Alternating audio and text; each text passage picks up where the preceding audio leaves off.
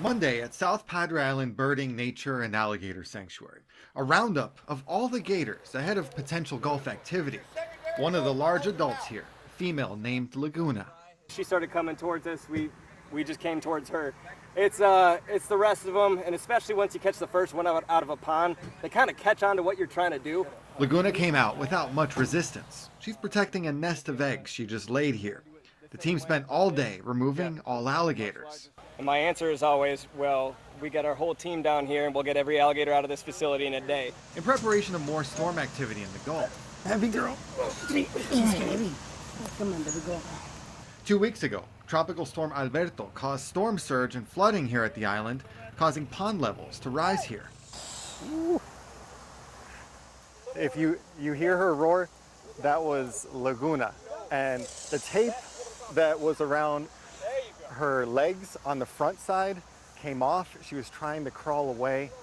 Now they're getting back on her, putting the tape back on. Staff and volunteers want to make sure the alligators they have here don't get out into the community. They're rounding up all the gators and taking them to their sister organization called Gator Country in Beaumont. Before that, the most challenging catch of the day. The large male alligator, Big Padre, is the strongest gator here. They put the snare around his neck and get one lucky pull. But he fights back. The volunteers keep pulling.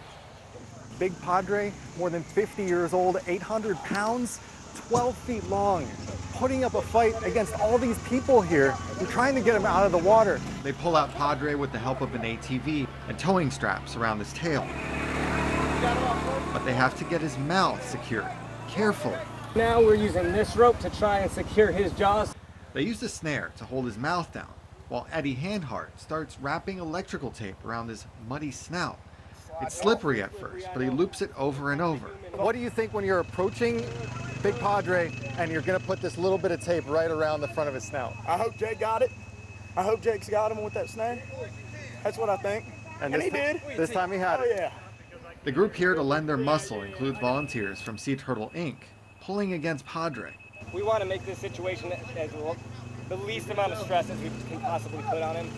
But obviously, when you're moving an animal like this, he's going to stress out a little bit. And if he tires himself out in the process, that makes our job a whole lot easier. The good thing is that he wasn't flailing around too much. Yeah, he's on his best behavior today. I was expecting a lot more rolls and some thrashing. They position Padre to where they can load all 800 pounds of him onto a truck. The problem is they can dig their feet in and fight back. So by securing his feet first before we do all that, we're kind of taking away his ability to fight us so hard. Kind of like a little slip and slide for the gator, right? Yeah, more or less, right? 1, 2, 3.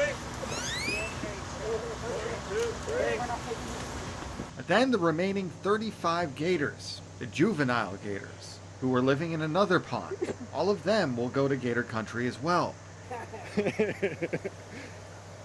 I told them I wanted the biggest gator in the group, and they said, watch out for the tail. All the more reason to move them. These are not wild gators. They were recovered in the wild as a nuisance because they started associating people with food. All of the alligators that are here in the first place are here because they couldn't be in the wild anymore. Usually because they've been fed before. They've been habituated. They've been habituated to being around humans, associating humans with food. This organization is giving a home to those gators that can't be in the wild anymore and moving them away from the storm should flooding come to the island.